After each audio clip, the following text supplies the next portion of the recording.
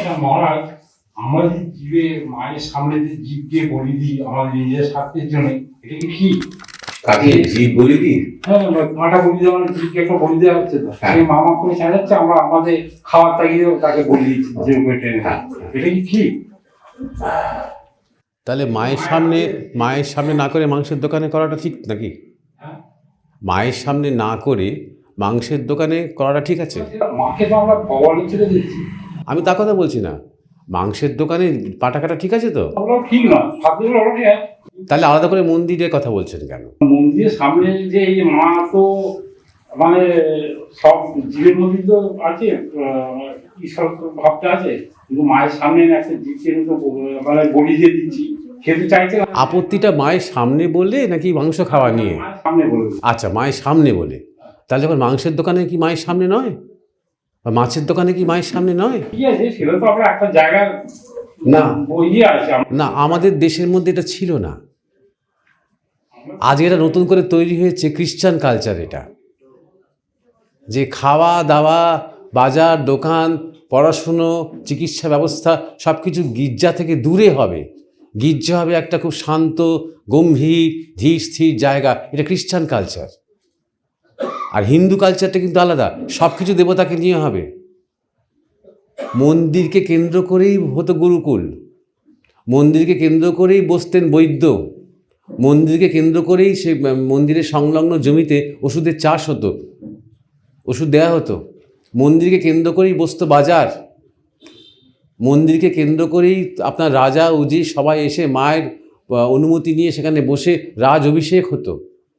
মন্দিরে এসে হাতে খড়ি হতো, মন্দিরে এসে উপনয়ন হতো, মন্দিরে এসে এক সেকেন্ড আমি বলিনি, মন্দিরে এসে বিবাহ হতো, মন্দিরে খাওয়া দাওয়া হতো। যেদিন গ্রামে সবাই মিলে একসাথে খাওয়া দাওয়া করবে সেদিন মন্দিরেই রান্না হবে, মন্দিরেই খাওয়া দাওয়া হবে। তার মানেটা কি?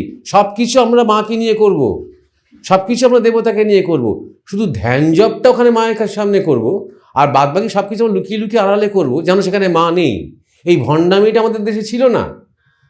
তাহলে খিচুড়িও খাবো মায়ের সামনে, রান্না করব মায়ের সামনে বসে খাবো, আর যেদিন মাংস খাবো সেটাও মায়ের সামনে রান্না করব, মায়ের সামনেই কাটবো এবং মায়ের সামনেই বসে রান্না খাবো।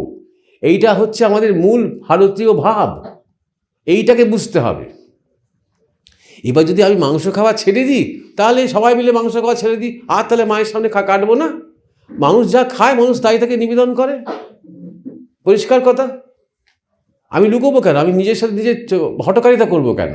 যে আমি মন্দিরে দেখাচ্ছি আমি খুব নিরামিষ খাচ্ছি, মাকে দিচ্ছি নিরামিষ, হ্যাঁ, মাকে দিচ্ছি বাতাসা, মাকে দিচ্ছি ফুলকপি, মাকে দিচ্ছি শশা, হ্যাঁ, কিন্তু নিজে ঘরে গিয়ে মাছ মাংস খাচ্ছি। এই ভণ্ডামিটা করবো কেন? আমি তো তাঁর প্রসাদ, যা কিছু গ্রহণ করবো তার প্রসাদ। নিরামিষ খেলে নিরামিষ প্রসাদ, আর আমিষ খেলে আমিষ প্রসাদ। এইটাই তো হওয়া উচিত। এটাই আমাদের দেশ গড়ে উঠেছে মন্দির কেন্দ্র করে, যার জন্য ধরুন আমাদের দেশ যখন আক্রান্ত হয়েছে না, দেখুন রাজাকে মেরেছে বা সিংহাসন লুঠে নিয়েছে, রাজপ্রাসাদ পুড়িয়েছে, দেখবেন না, মন্দির পুড়িয়েছে, মন্দির ভেঙেছে। কেন? কারণ আমাদের দেশে মন্দির ছিল ক্ষমতার কেন্দ্রবিন্দু, পার্লামেন্ট নয়, রাজপ্রাসাদ নয়, রাজা নয়। সেই জায়গাটার যিনি প্রধান দেবতা তিনি ছিলেন সেই জায়গাটার শাসক। তাকে ঘিরেই আমাদের শিক্ষা, তাকে ঘিরেই আমাদের স্বাস্থ্য, তাকে ঘিরেই আমাদের রাজনীতি, তাকে ঘিরেই আমাদের বিবাহ, মৃত্যু, জন্ম, খাওয়া, পড়া, উৎসব, অনুষ্ঠান, মৃত্যু, সমস্ত কিছু আমাদের দেবতাকে ঘিরে। তাই আমাদের মন্দির এত গঙ্গম করে, এত হই হট্টগোল চেঁচামেচি, সব, কারণ সব কিছু দেবতার সামনে, দেবীর সামনে, সব কিছু, কোনো কিছু বাদ দিয়ে নয়। সত্যি সত্যিই তাকে আমরা জ্যান্ত জীবন্ত মনে করি। শুধুমাত্র ধ্যান করার জন্য বা পুজো করার জন্য, গুরুগম্ভীর সংস্কৃত শ্লোক বলার জন্য যে তিনি, তা নয়, সব কিছুর জন্য তিনি। এই ভাবটা আমাদের মধ্যে আছে বলে। তাই আমাদের যদি আমিষ নিরামিষ নিয়ে আপত্তি থাকে সেটা ঠিক আছে, আলাদা কথা। যে নিরামিষ খাবে সে নিরামিষ খাবে, নিরামিষই সে অর্পণ করবে মাকে, এবং নিজেও নিরামিষ গ্রহণ করবে। মূল কথাটা, আসল ব্যাপারটা বুঝুন, যে আমরা নিজেরা যা পছন্দ করি আমরা দেবতাকে তাই অর্ঘ্য অর্পণ করে নিজেরা গ্রহণ করি। সেটা হচ্ছে আসল কথা, সেটাই হওয়া উচিত। যে আমি যা খাবো, সে সাপ ব্যাং যা ভালো মন্দ যাই হোক না কেন, যা গ্রহণ করব, ব্যাস সেটাই প্রসাদ রূপে গ্রহণ করছি। আমাদের গুরুদেব যেমন বলতেন যে কত জায়গায় যেতে হবে তোদের, ভগবানের কাজ করার জন্য। কত উল্টোপাল্টা খেতে হবে, কিন্তু যেখানেই যাবি প্রসাদ জ্ঞান করবি, গুরু মন্ত্র ইষ্টমন্ত্র জপ করতে করতে খাবি, কিচ্ছু হবে না। সব মনে করবি তার প্রসাদ, কিচ্ছু হবে না। কত রকমের মানুষ, কত রকমের হাত তাদের, কত রকমের মতলব স্বার্থ আছে, কত কি খাওয়ার মধ্যে কী সব বিষ টিষ দিয়েছে বা কত কি দিয়েছে কে জানে, কত পেস্টিসাইড থাকে। কিন্তু সমস্ত কিছু নিউট্রালাইজড হয়ে যায় যদি কেউ সত্যিই মনে করে মন্ত্র জপ করতে করতে যে এটা মায়ের প্রসাদ বা এটা গুরুর ইচ্ছা কাজ করে না। এইটাই হচ্ছে আমাদের মূল ব্যাপার। যে আমাদের সকলের ধরুন আজকে ইচ্ছে করলো মাংস খাবো, আটা খেতে ইচ্ছে করলো ধরুন আমাদের, তাহলে সেটা আমাকে মাকে গিয়ে বলছি আমরা মন্দিরে যে মা তোমাকে আমরা তারা পাটা খাওয়াবো। মা কি খেতে চেয়েছেন সেটা মায়ের ব্যাপার। ধরুন আমি বলি যে যখন কেউ স্বপ্নেও দেখছে যে মা খুব ক্ষুধার্ত হয়ে বলছে আমাকে জোড়া বাটা খাওয়া, তবে তো ছেলের মঙ্গল হবে, বাণিজ্য থেকে ফিরবে, তবে নাহলে ফিরবে না। আমি উঠে বললাম ঘুম থেকে আমি জোড়া বাটা খাওয়াতে হবে মাকে। এই যে জোড়া বাটা খাওয়ানোর লোভটা, ওটা কি মায়ের নাকি? ওটা আমার নিজের। ওটা আমি স্বপ্ন দিয়ে, ওটা আমার নিজের স্বপ্ন, যে বাসনাগুলো সেটা স্বপ্নের আকারে আমি দেখছি, মায়ের স্বপ্নে সেটা দেখছি। হ্যাঁ, নিজে তৈরি করে নিচ্ছি। সেই স্বপ্নটা আমি লাইসেন্স পেয়ে যাচ্ছি যখন মা কথাটা বলছি, মন্দিরে মা বলছি, তাতে কিন্তু মায়ের কোনো আপত্তি নেই। আমি এটা বুঝুন, তাতে কিন্তু মায়ের কোনো আপত্তি নেই। হ্যাঁ, মায়ের আপত্তি নেই এই কারণেই যে সন্তানের যখন খেতে ইচ্ছে করছে খাক না। কই মা যদি অত নিরামিষাশী হতে হয় তাহলে মা বাঘকে বারণ করুক না, তুই ছাগল টাগল না খেয়ে এখন থেকে তুই খা, ঘাস পাতা খা। সিংহকে বারণ করুন না, বড় বড় মাছগুলোকে বারণ করুন না, মুরগিকে বারণ করুন না। আমরা মানুষ নিরামিষও খায়, আমিষও খায়। যে আমিষ খায় খাক, যে নিরামিষ খায় খাক। মন্দিরে যদি বলি হয় হোক, কি হয়েছে? আমরা যা খাচ্ছি মাকে দিয়ে খাচ্ছি, তাই না? যদি সহ্য করতে না পারি আমি অন্য মন্দিরে যাব, যেখানে বাতাসা দেওয়া হচ্ছে, যেখানে খিচুড়ি দেওয়া হচ্ছে, সেই মন্দিরে যাব, রাধা গোবিন্দের মন্দিরে যাব, অসুবিধা কিছু নেই। কিন্তু যে যা নিজের ভাবটা নিয়ে থাকুক। এই জগৎ মায়ের সেইটাই অভিরুচি, যে এই খাওয়া নিয়ে এখন আমরা ঝগড়া করে যাচ্ছি বিবেকানন্দের পরে। এটি সবচেয়ে আশ্চর্য যে বিবেকানন্দ ভারতবাসীকে বলছে যে তোরা পেট রোগা হয়ে গেছিস, তোদের হাড় বেরিয়ে গেছে, একটু মাছ মাংস খা, ভালো করে একটু ভালো করে দুধ খা, আগে শরীর গঠন হোক। গীতা পাঠ করার থেকে ফুটবল খেলা ভালো, শরীরচর্চা কর আগে। সুস্থ ভালো শরীর হলে তবে তো সাধন করতে পারবি, তবে তো গীতা পাঠ করতে পারবি, তবে দেশের জন্য কিছু করতে পারবি। নাহলে এই খাই না তাই খাই না, আমি দীক্ষা নেওয়ার পর থেকে নিরামিষ খাচ্ছি, আর পেঁয়াজ রসুন খাচ্ছি না, মসুর ডাল খাচ্ছি না, এই হচ্ছে ধর্মের একমাত্র পরিচয়। আর ধর্মতে কিছু নেই। এইটা একটু বিরক্তিকর লাগছে আমার। বহু লোক এসে 2 বছর দীক্ষা নিয়েছি, তারপর থেকে আমি একদম সমস্ত কিছু মাছ মাংস পেঁয়াজ রসুন ছেড়ে দিয়েছি। তারপর ধ্যান জপ করেছো এই 2 বছর ধরে? সাধুসঙ্গ করেছো? ঈশ্বর চিন্তা করেছো? না, কি কি খাবার ছেড়ে দিয়েছি। যখনই বারবার বলতে হচ্ছে না, তখন আমার সেই খাবারের প্রতি এখনো লোভ আছে, তাই বলতে হচ্ছে। এইটা আমি পছন্দ করি না। মাছ মাংস বা নিরামিষ আমিষ নিয়ে ঝগড়া না করে যার যেমন অভিরুচি, যার পেটে যা সয়। ঠাকুর রামকৃষ্ণ কতবার বলেছেন, তোর শরীরে তুই খা, না শরীরে খাস না, দেখে নাও তোমার আমার শরীরে ঠিক কি কি হজম হচ্ছে না, দেখে নাও। যদি দেখো যে না আমার শরীরে বেশি মাছ টাছ খেলে অসুবিধা হচ্ছে, বন্ধ করে দাও। আমার শরীরে বেশি মিষ্টি খেলে অসুবিধা হচ্ছে, বা যেমন ডাক্তার বলে আর মিষ্টিটা খাবেন না, বন্ধ করে দাও। যদি দেখো যে হ্যাঁ ছেড়েছি বটে, তাও মাঝে মাঝে 10 দিন 1 মাস পরে অন্যকে মাংস খেচ্ছে দেখলে ভেতরটা জ্বলছে একদম, বলছে যাই গিয়ে হামলে পড়ে তার কাছ থেকে একটু নিই। বলি যে হ্যাঁ দাও আমাকে একটু, বলতে পারছি না।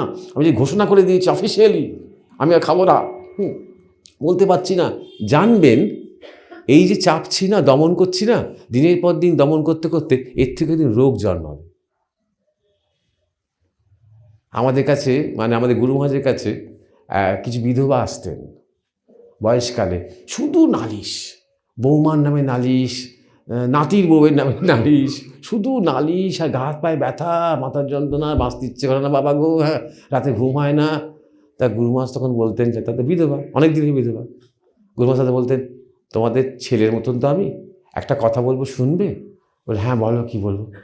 ও তাহলে ভালো হয়ে যাও। বলে যা, যদি শোনো ভালো হয়ে যাবে। এটা কিন্তু একটু বাড়িয়ে বলছি না, একদম সত্যিকারের ঘটনা। বলছে বলো কি বাবা? বলছে যে কটা দিন বাঁচবে একটু ভালো করে মাছ মাংস খাও। কি বলছো বাবা? এ তো বিরাট অভিশাপ হয়ে যাবে, বজ্রাঘাত হবে, তো মাথা খারাপ নাকি, কত বছর ধরে ছেড়ে দিয়েছি। বলছে আমি দায়িত্ব নেব, যা পাপ হবে, যা নরক টরক যা কিছু হবে আমি দায়িত্ব নেব। এই কথাটা শোনো একটু আমার। ম্যাজিকের মতন কাজ হয়েছে, ম্যাজিকের মতন। যখনই বাড়িকে অ্যানাউন্স করেছে, বাবা বলে দিয়েছে আমাকে একটু মাছ মাংস দিবি এবার থেকে, তোরা যা খাবি আমাকে দিবি, বাড়ি শক্ট হয়েছে, ছি করেছে, দিয়েছে খেতে। 6 মাসের মধ্যে পুরো হাসি খুশি উজ্জ্বল, কারোর বিরুদ্ধে কোনো নালিশ নেই, গা পায়ে ব্যথা একদম চলে গেছে, সুস্থ, এবং আনন্দ করতে করতে তাদের শেষ পর্যন্ত শেষ বয়সে মৃত্যু হয়েছে, আনন্দ করতে করতে। সাইকোলজি। এই যে এতদিন ধরে দমন করেছে না, বিধবা হওয়ার পর থেকে মাছ মাংস খাবো না, পেঁয়াজ রসুন খাবো না, বাকিরা খেয়ে গেছে বাড়িতে, দেখেছে, আর নিজেকে দমন করেছে, তার যে রোগ, তার যে নালিশ, তার যে শরীরে যত যে ব্যথা, সব ওইখান থেকে, ওই দমন থেকে। তা এইটাই কি বাঞ্ছনীয়? এই জন্যে বলছি, যার যেমন রুচি, যার যেমন ইচ্ছা খাও, সব কিছু ঈশ্বরকে নিবেদন করে, ঈশ্বরের ইচ্ছা মনে করে, প্রসাদ জ্ঞান করে খাও, কোনো অসুবিধা নেই। জীবের দয়া যে পরম ধর্ম, জীবের না, জীবে দয়াটা নয়, জীবে দয়া নয়। ঠাকুর রামকৃষ্ণ বলেছেন জীবে দয়া নয়, শিব জ্ঞানে জীব সেবা, শিব জ্ঞানে জীব সেবা। জীবকে হত্যা করা, সেটা তাদের পরম ধর্ম কোথায়? হত্যা যদি মনে করো হত্যা, তাহলে হত্যা। যেমন অর্জুনকে হত্যাকারী বলবে, ভীমকে হত্যাকারী বলবে? আমাদের যে আর্মি পাকিস্তান মিলিটারির সাথে লড়ছে, প্রত্যেক দিন অপারেশন সিন্দুর হলো, তুমি আমাদের আর্মিকে হত্যাকারী বলবে? তাই না? এটা তো মনের ব্যাপার। তুমি কাকে হত্যা বলবে, আর কাকে খুন বলবে, আর কাকে শহীদ বলবে, কাকে নিঃস্বার্থ বরণ বলবে, বীরগতি বলবে, এটা তোমার নিজের মনের সংস্কারের ব্যাপার। তোমার যদি মনে হয় হত্যা করা হচ্ছে, খেও না, কোনো অসুবিধা নেই। এটা নিয়ে কোনো ঝগড়ার কোনো ব্যাপার নেই।